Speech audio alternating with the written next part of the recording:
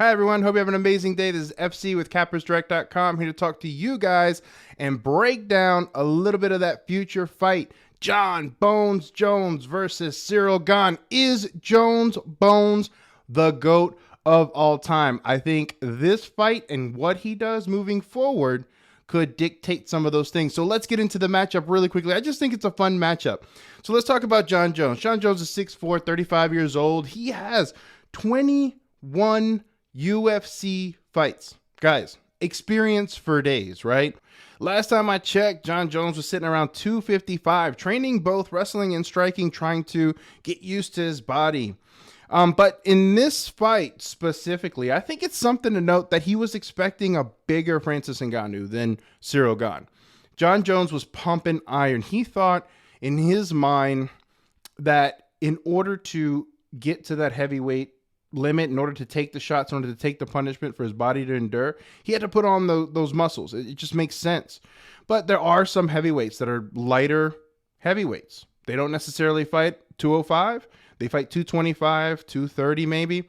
Gane sort of falls under that lighter heavyweight, but we've seen over the years that he comes around 245, 247. He doesn't hit the 265 mark like Francis Ngannou does. And that's what Jon Jones was thinking. Jon Jones was thinking, I'm going to fight someone that fights at 265, that weighs in, that has a cut weight to 265. So I got to bulk up.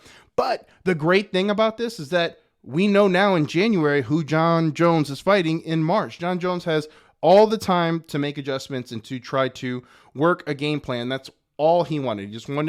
He wanted a chance to be able to get a game plan together, put his body together, and put the work in. So is Jon Jones the GOAT of all time? Many people consider him the GOAT.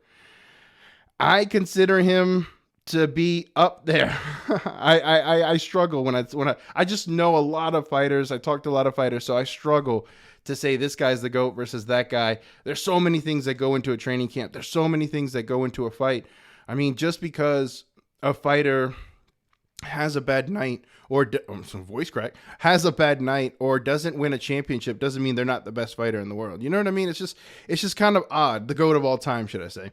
It's just kind of a weird thing. And I just hate I hate those solid phrases, those solid answers. Something you can come back on me later and say, you said Jon Jones was the GOAT. What happened? I hate those kind of monikers. So let's go with he is the understood GOAT of all time as considered by many MMA outlets and many people that are in the realm of MMA, many experts in the realm of MMA.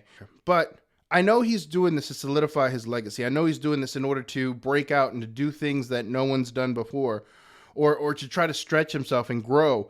But I mean, has the game passed him by? That's what I think this whole video is about. Is Jon Jones still considered the GOAT currently, or has the game passed him by? There was a time where GSP was considered the GOAT. He came back and he looked sloppier, right? Couldn't take the punches right. Like, just looked sloppier, but that was an older GSP. Jon Jones doesn't necessarily fall into that, but he has been off for some time. You got to expect some kind of ring rust, right? Last time Jon Jones fought was 2-3 years ago by the time this fight goes around. So we're looking at 3-year layoff. Man, I don't know. It might be too much. Are these guys too much for Jon Jones's cardio? Another big question. I think in this fight, we're going to find out if Jon Jones is really the GOAT. And currently, I will let you in on Jon Jones has been wrestling more recently, right? In camp.